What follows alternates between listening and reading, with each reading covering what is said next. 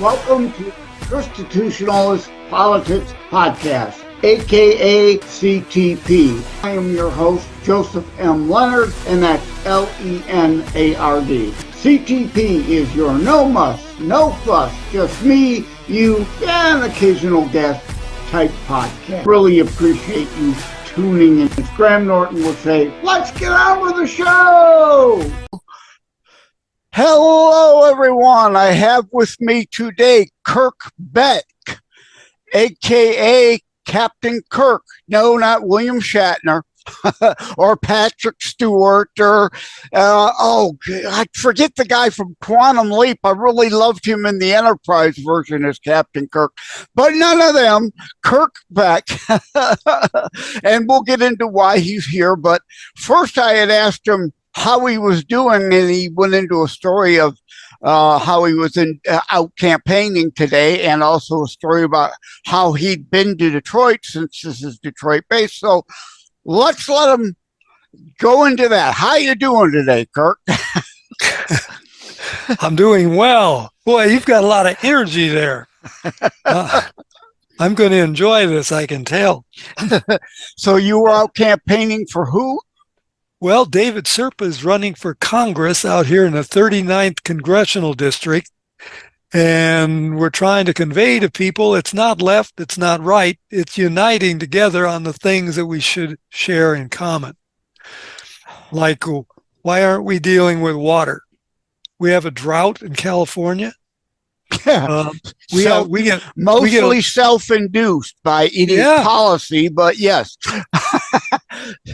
So, I agree. And I like what Reagan said. I put it in my Constitutionalist book in the intro of why I was inspired to write it. Reagan, I created the Constitutionalist term because left, right, conservative, liberal, all have knee-jerk negative connotations to them now. So I created Constitutionalist politics. Are you a Christian? Then here is the Bible and how it should apply. All right. Full context, not warping one scripture or another. And Reagan said, I don't want to hear left, right. I want up, down. And I agree with him. Does it lift up we the people, or does it lift up the government and downtrodden our rights? I agree. Sounds like you agree. Oh, you preach it. You're doing a good job. I could listen to you for a while. And also, while you were in the green room before I hit record, you were in Detroit. Go ahead and give us that story. Wow, I tell you, I started writing a book 10 years ago about a fictional police officer who loves people and treats everybody with respect. And I made these stories up for my son because I've always been, ever since the Vietnam War, I've been very anti-war. And my wife would say, you need to write a book on that. And I said, well, I would like to write it, but I don't think it's all that practical. I don't know if there really are cops like that. Yeah. And by providence, I found Dale Brown in Detroit. And Dale Brown was running an organization then called I'll get the name in a minute because he's since sold that company. He's got another one. But basically, it was Threat Management Center Detroit. So I found out about him. I flew all the way out to Detroit and wanted to ride with him for one day. And he taught me so much about respect for individuals. He gave me classic examples that help people understand how this works.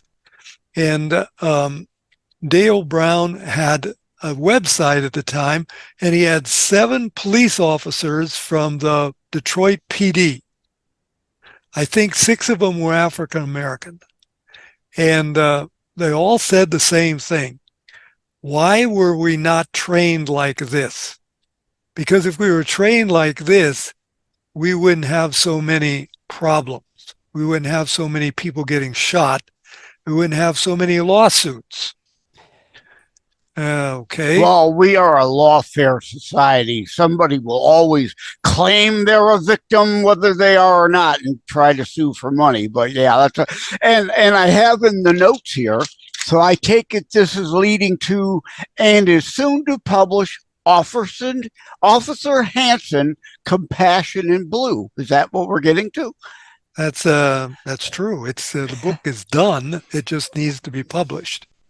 And I'm working through some things with professional writers because I really would like this book not to be dragged down by my inability to maybe put a good narrative together, because I've got tremendous information in the book.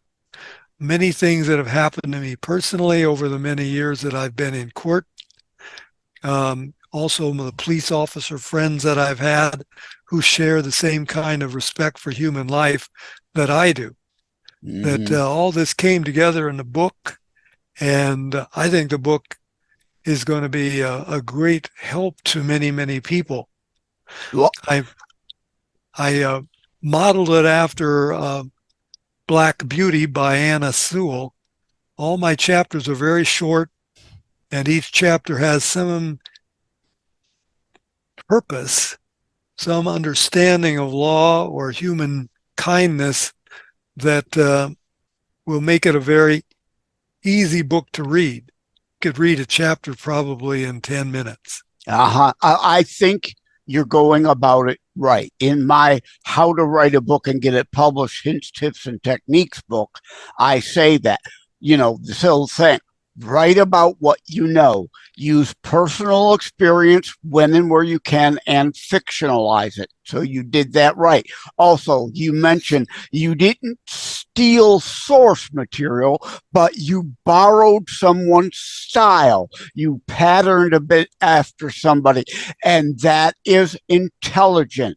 That's not theft. That's homage. And in fact, I hope you will throw a shout out to her and that book in your book, saying you were inspired in part by that. She deserves, a bit of credit for inspiring you in part, your writing style. But at any rate, and people who know the show, at any rate, it's an ongoing joke. I say it all the time. It's like, it's like ahs and ums. I do at any rate as a segue thing. It's an ongoing gag now. So indeed, at any rate, we jumped into nitty gritty. Let's backpedal to the original usual first question before we get to your book, How to Parent the Passive Rebel. Who, like, the Who song, who are you? Who. Give us the 411. You're old enough to know what 411 means. Give us the 411, where you were born, raised, where you're at now, all that kind of stuff. Born in 1949 in Sioux Falls, South Dakota. I'm a Dakotan, grew up in a city of about 80,000 people, no Hispanics, 2 black families in the whole city. Not very diverse, right? No, but boy, did we love those guys because they were great athletes. They were great athletes. Yeah, you wanted them on your basketball team. Not to be stereotypical, but indeed, I don't know them, so just don't get on me about the statement. But I mean, there are stereotypes for a reason, right? So you're in Christie Nome State, and again, I mentioned not very diverse. Diversity, if used in the real sense, is not a 4-letter word. It is just how the left use it, by just skin tone related, never diversity of thought. That is kind of bad. But anyway, I'm sorry, I interrupted. Go on. Okay, so I went to school and graduated an engineering degree from South Dakota Tech. I got the opportunity to play football there for 4 years and actually played in a game that was later called the upset of the decade. Later on, I found out they actually, in Rapid City, South Dakota, they upped it to the upset of the century. what a wonderful thing to be able to play in such a in a football game like that and remember it these many 52 years later. So I graduated. I went to work for Shell Oil Company. I lived in Denver, Colorado for a couple of years. I got married, lived in Fort Collins, Colorado for about 10 more years, and had 3 young boys. All of them were born, 2 of them were born in Colorado. The third one was born in California. I've been in California now for about 37 years. I hasten to tell people California has 58 counties, and most of them are red. And we have 40 plus sheriffs that don't have any time for our governor. They resist him as best they can. And what I often tell people... Oh, you're north? You're Burgum then. I said Nome. I thought you said you're North Dakota. No, that's South Dakota. Is it? Chrissy Nome, yes. Okay. But I thought you said him, which made me think Burgum then. Okay, I'm sorry. I got myself confused. I apologize. Okay. Well, I'm out here in California now with Gavin Newsom. And he's a real nuisance, and we deal with him all the time. But as an example, oh my gosh, so sorry about that. Forgot to turn this thing off. I'll turn that off. So, that's all right. My phone rings all the time during records. Yeah, well, shouldn't. Hey, it happens. You can't always remember to turn them off before. Okay, well, it's off now. Okay, so I want. By the way, before I go any farther, I want to say that I have a free gift to anybody who is at the end of this interview that I'd like to give them. And I'll talk about that a little bit later. I made a note. We'll be sure to get to that at the end. So it was when I was in California, I have always been a person who is very curious. Maybe I should have gone to law school. Well, I did go to law school for 1 semester, but I didn't like the kind of law that I was learning. But I've always had a real interest in politics and the law, and especially something called American exceptionalism. It is not the American people. It is a system of government that our founding fathers gave us that is unique in the history of the world. And it wasn't until I found myself in court on a part of a jury pool, and I was there, and I was sitting right behind the defendant, and the defendant was making an objection, and the judge was very, very blunt with him. He said, "Sir, you had an opportunity to have an attorney. You've chosen not to have an attorney. Therefore, you're going to have to know all the rules." He's scolding him in front of all of us. But the entire time that he's being scolded, the defendant is shaking his head very negatively. So I've been in court enough times to recognize I might know what's going on here.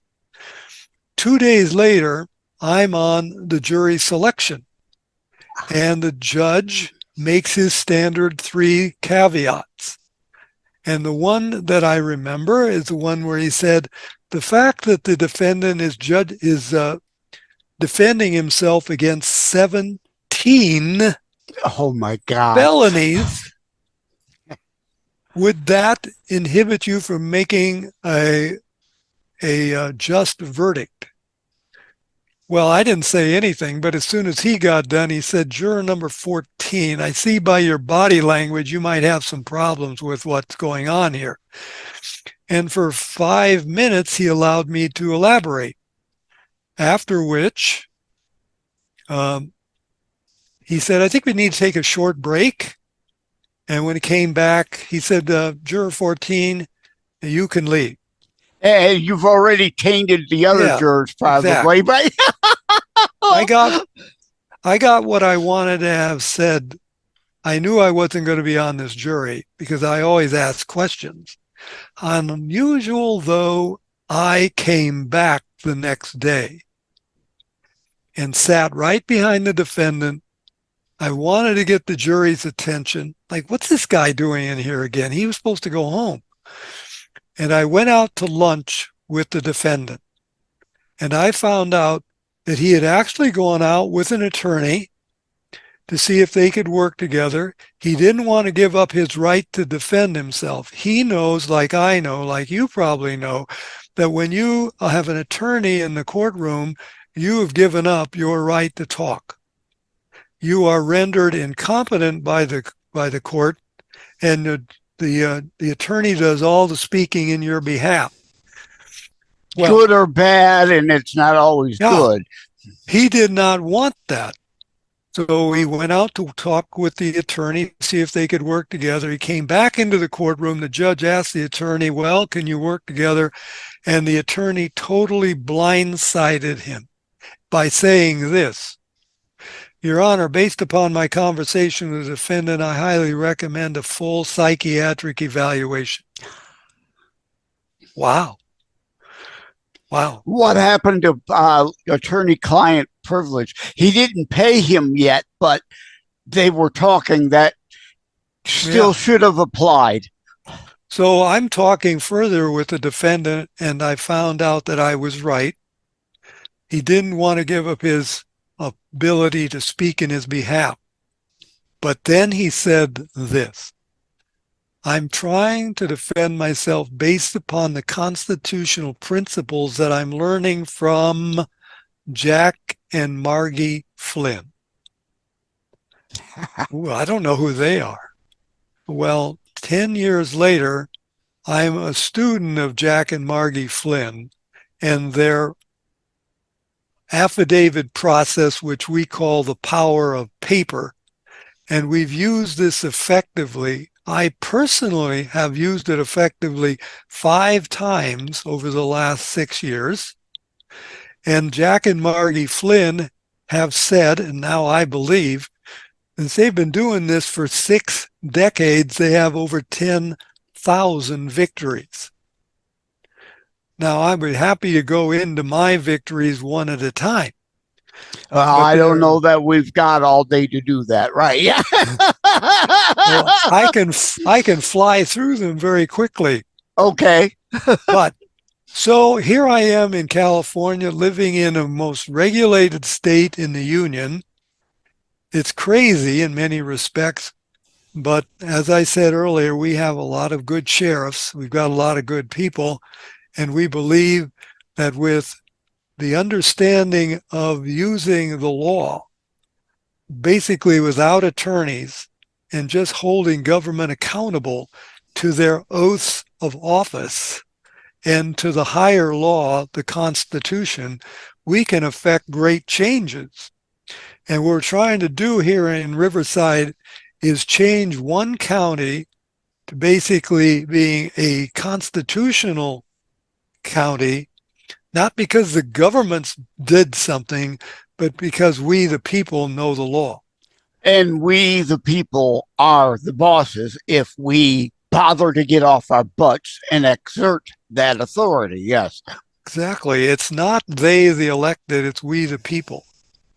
And when we, the people, are armed with the law and can use it judiciously, then we can gain great latitude and increase in liberty wherever we are. So I applied the Margie and Jack technique with just a traffic ticket. I went to court. Well, what I did is I wrote the police officer a nice letter and explained what he did wrong, but I sent it certified mail. Right. You gotta have that paper trail. Yes. Right. Plus, he's not used to getting letters, period, from somebody who gives a ticket for a rolling stop. But then he has to sign for it. That's really unusual. He read my letter, probably didn't think too much of it. But then I did step 2. I took my letter and basically turned it into an affidavit. And this affidavit says 2 things. One, at the beginning, and one at the end, where we're notifying the officer or the government official or the corporate CEO that they have a responsibility to answer the affidavit. And remember, you're under oath, not only because you took an office, but also because any affidavit has to be sworn before a notary to be true. Otherwise, you could be subject to perjury. So I specified exactly what the officer did wrong at the stop. And almost all traffic stops violate certain rules of the law. So I put that in there, and then I told him, and these are the key words, you have 30 days to rebut with particularity, specific to what I put into my affidavit. Otherwise, everything in it can be used against you, Officer Salonger, in any court in the United States. Now, when he gets that by certified mail, and he signs for it, and he looks at it, now I am pretty sure that he runs that up to legal. And legal takes a look at it, and legal basically comes back and says, we got bigger fish to fry than this guy. Kind of just let him go. It's not worth the hassle. So I went to court with my witness. I always take a witness whenever I go to court. And I watched here comes the deputy. Good. We're going to have, not going to be one of those that I win by default. I'm going to win this time because he's here. And he walked in, he looked at me, and he gave something to the bailiff. The bailiff gave it to the judge. The judge looked at it and he said, Mr. Beck, are you here? Yes, Mr. Beck, you may leave. Your case has been dropped. Okay, now I walked out and I realized, hey, these two people, Margie and Jack Flynn, they know what they're talking about, because this just saved me $240. Granted, I had to have something notarized and had to have it certified mail, and I had to go to court. Yeah, a couple bucks here and there, but all of this is indeed describing the importance of power of paper, as you said, because if you'd have just gone to court and tried to argue all those things, they're just going to blow you off. Exactly, as I've done 4 or 5 times previously. As I tell people, I'm a recidivist when it comes to rolling stops. I just can't stop not stopping. So I've never had a speeding ticket in my life. I don't drink, so you don't have to worry about DUI. Like Justin Timberlake. but I have a problem with stopping when I look 50 yards that way and 50 yards that way. And there's nothing to be seen, right? I'm with you on that. I'm with you. Especially the cop who's hiding. You can't see him either. But he put the light on you. And this started back in Colorado many, many years ago with my first rolling stop. And every time I go to court, and I try to fight with whatever different means I always try to appeal to the Constitution. But they don't listen to you without the paper. Where there's a paper trail, it's in evidence now, as opposed to the transcript that nobody's going to pay attention to either. Right. Now, there's a special sentence in the Declaration of Independence that I always bring with me to these interviews. Thomas Jefferson wrote, quote, he, speaking of the king, he has combined with others, speaking of the colonial governors and parliament, he, combined with others, has subjected us to a jurisdiction foreign to our Constitution. That's not the United States Constitution, because that came 11 years later. Jefferson is talking about the common law. Subjected us to a jurisdiction unacknowledged by our laws and given his assent to acts of pretended legislation. Get this. There is such a thing as color of law. There's such a thing as legislation that's not constitutional, therefore it's not law. It's a statute. When I went into court those many times, I went into statutory jurisdiction. And just as if ordinances also are not law. There are ordinances and different. They can become law, but they're not necessarily law until they're adjudicated to be constitutionally valid. And most of our statutes are not. Whenever you're in court where there's not a victim, you're in statutory jurisdiction. You might ask, why am I here? There's no criminal. There's no crime. There's no victim. I was in court one time and I said that, Your Honor, the police officer cannot fill out a verifiable complaint. Yes, he can. No, he can't. Yes, he can. I'm saying he can. And he did, and that's the law in my courtroom. And I got upset, but she's totally right. I'm in statutory jurisdiction. Under statutory jurisdiction, that police officer can write a verifiable complaint. But under common law, he cannot. Only a human being breathing with blood flowing in their veins can fill out a verifiable complaint in common law jurisdiction. So I tell people I learn law by doing law. I go to court and sometimes I lose. Sometimes, well, most of the time I lose. Not anymore, but I used to lose all the time. And I was in court one time on a misdemeanor because this time I did something stupid. I had one of my rolling stop tickets and I was so upset with it that I didn't pay the fine. So they suspended my license and now I got another rolling stop and now it's a misdemeanor and I'm in court with an actual district attorney over there and she's coming after me. Well, she made a couple of mistakes herself and I brought one to the judge's attention and he said, well, okay, you're going to have to explain that more. So I began to explain it and he let me go for a while and he said, no, wait a minute, we're going to have to stop right there. Now I said, I go to court to learn law. This judge, he had no necessity to do this, but he must have been a little bit impressed with what I was saying because he said this, Mr. Beck, you make some very good points. Nevertheless, that's not why we're here today. You should have brought that up by way of a pretrial motion. There you go. That's where you bring the common law in.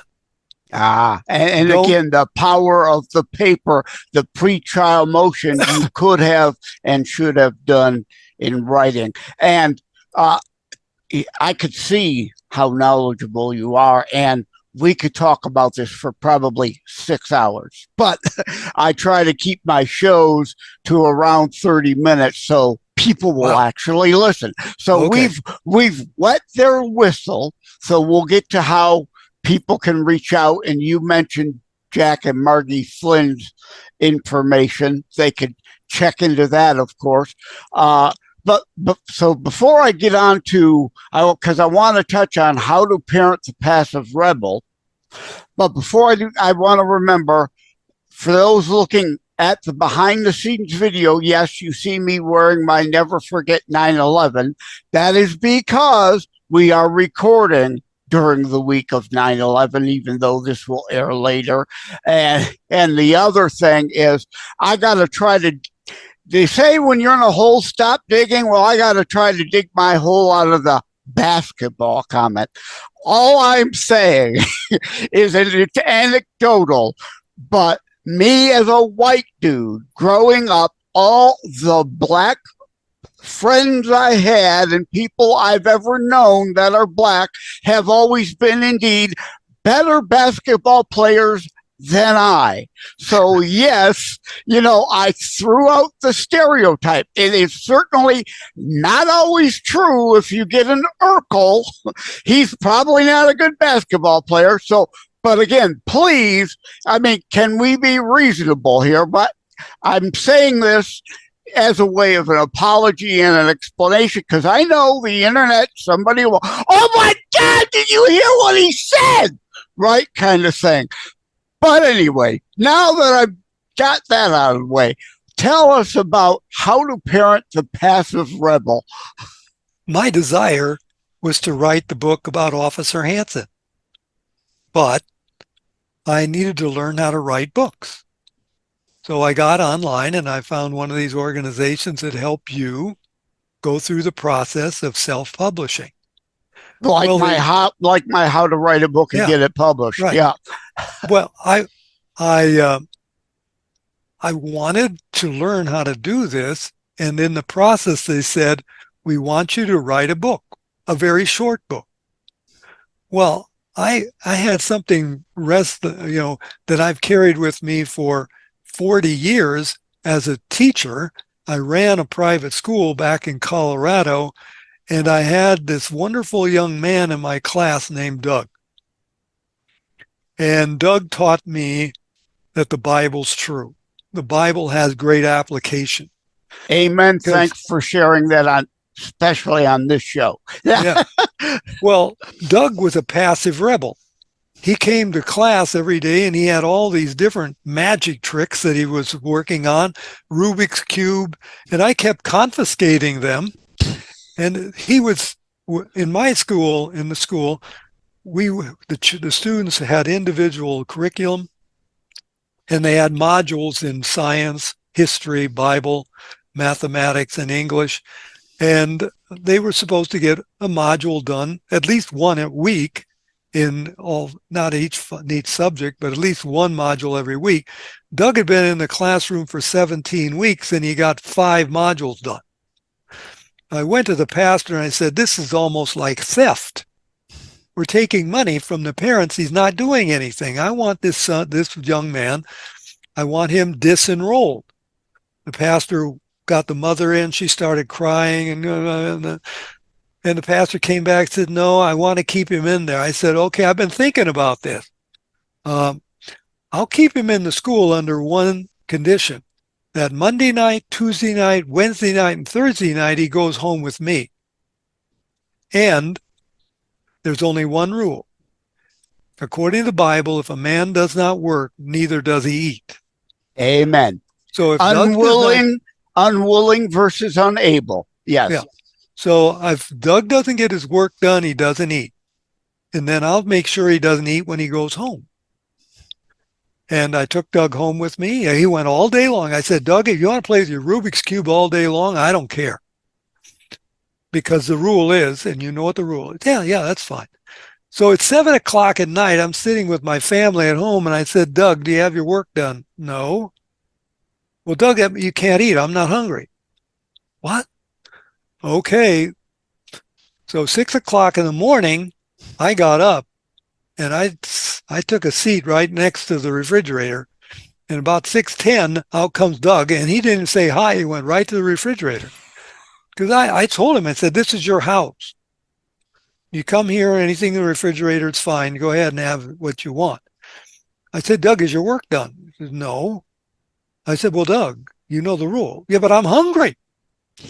Yeah, I know you're hungry, so you better get your work done. And he went back to his room. I took him to school with me at 9 o'clock in the morning. He brought everything to me. We checked it. Yep, it's all done. I said, Doug, the lady's waiting for you down in the lunch hall, so go down there and eat. That was it. I think I had one other time in the 7 weeks that Doug lived with me, and he always went home with his family on the weekend. And of course, he never got anything done on the weekend. But because they were enablers. Yes, exactly. So, but it worked perfectly. In I think the 7 or 8 weeks that he was with me, he got 14 or 15 modules done because he was really quite an intelligent young man. He just didn't have initiative. Yeah. And once we put him in gear, he worked out just fine.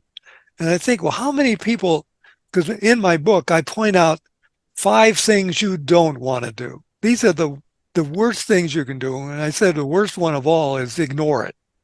Just ignore it. Right. A lot of parents just ignore the problem. Yeah. They just let Johnny go to school and learn anything.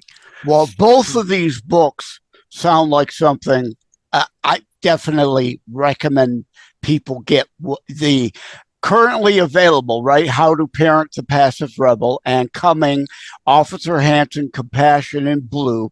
But I do indeed want to wrap it up. So the proverbial, required last question, where do people reach you? And of course, the add-in of the free gift. Okay, the free gift will be a template of the affidavit that I use with some descriptions as to how to use it. You can get that at affidavitsecrets.com/Detroit. So we'll know that people came from this show. Yep. And you got your first customer before this will even air. Okay, so be it. So that's how you can get that book. Well, not the book. That's how you'll get in touch with us and begin the process of learning how to use the affidavit process. Because quite frankly, if this snowballs across America, the government is going to be very wary of stepping outside the box. Yeah. Because we can win with the power of paper. Yeah. Yeah. And that's the problem. Again, as we both said, we, the people, are the real bosses, and we got to stop being so lazy and refusing, like Doug, to have any initiative to do anything for themselves. A lot of it is also a lack of courage. We seem to have a frightful condition regarding government. We don't want to contend with it. My gosh, the country was birthed because men and women were willing to bleed for liberty. And that's why we're seeing more and more tyranny here. We refuse to nip it in the bud and just keep letting it grow. Why not use paper rather than guns? Amen. I'm with you on that. Absolutely. The paper of the ballot, when and where we can, and the power of paper through the affidavit. Thank you, Captain Kirk Beck, for coming on the show. This was very informative. I've heard some of these things in a different way. I like the way you laid it out, and I really appreciate, I hope the listeners will too, that free offer to help get them started. Thank you. Goodbye now. Thank you for having tuned in for Constitutionalist Politics Show. If you haven't already, please check out my primary internationally available book, Terror Strikes, coming soon to a city near you. Available anywhere books are sold. If you have locally run bookstores still near you, they can order it for you. And let me remind, over time, the fancy high production items will come. But for now, for starters, it's just you as a very appreciated listener by me. All substance, no fluff, just straight to key discussion points. A show that looks at a variety of topics, mostly politics, through a Christian U.S. constitutionalist lens. So again, thank you from the bottom of my heart. Take care. God bless. Like and subscribe to Constitutionalist Politics Podcast and share episodes. We need your help.